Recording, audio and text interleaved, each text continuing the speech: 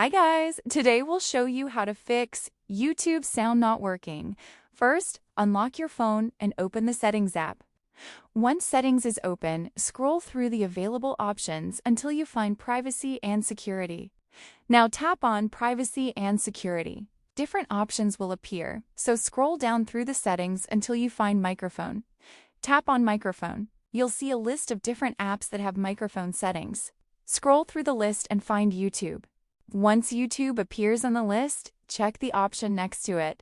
If it's disabled, enable it. This may help fix the sound issue on YouTube. Now go back to the main settings page and scroll up, find General and tap on it to continue.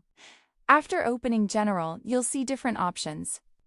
Tap on iPhone Storage to view the apps installed on your iPhone. Scroll through the list of apps until you find YouTube. Once YouTube appears, tap on it to open its storage details.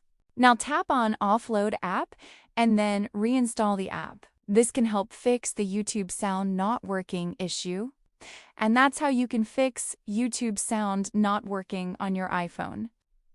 If this tutorial helped you, subscribe to Solution Lab and comment if you want more YouTube tutorials.